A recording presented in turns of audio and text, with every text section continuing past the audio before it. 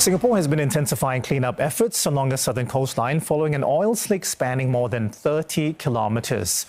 On Friday, June 14th, at about 2:20 p.m. local time, the Netherlands flagged dredger, the Vox Maxima, reported a sudden loss in engine and steering control.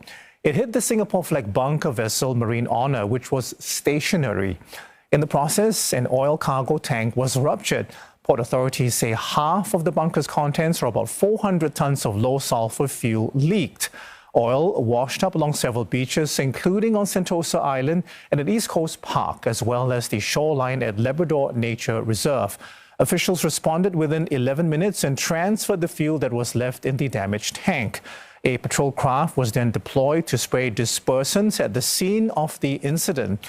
These chemicals break down into smaller droplets that readily mix with water. Dispersants prevent oil from hardening, and they are said to make cleanup easier. Another device employed booms. Now, these span more than 3 kilometers. They act as floating barriers, trapping oil within their confines, reducing the possibility of the contaminants further polluting beaches and shorelines. Then came the skimmer machines, which are generally used in catchment zones. These float on the surface of the water and help collect oil into storage tanks.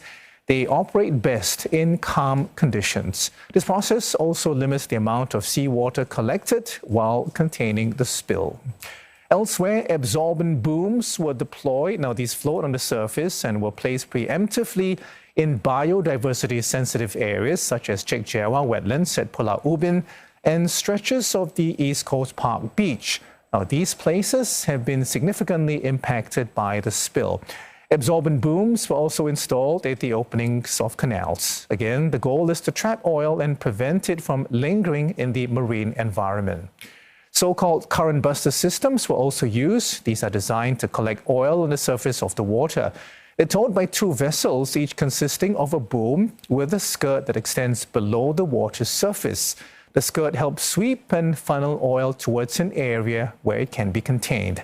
Up to 5 tons of oil can be collected at a time. Authorities also used drones for the first time ever to direct the current buster systems to affected areas.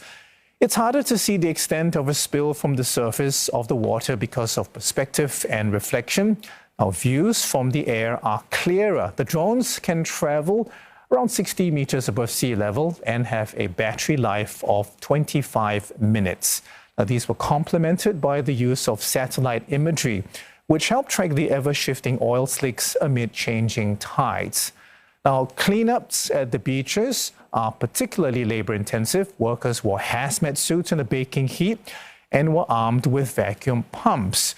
Pumps are attached to hoses that draw surface oil, which is then discharged into a tank. Now, all these operations often depend on water and weather conditions. For instance, the effectiveness of a boom depends on wind and waves. Now, the spread of the oil depends on tidal movements. We also need to mention the urgency in carrying out these operations. Firstly, to prevent any potential biodiversity loss. Then there's the commercial aspect. Singapore is one of the world's busiest global shipping hubs.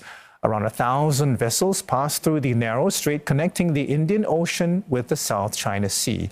Any cleanup plan has to, at some point, factor in the broader economy.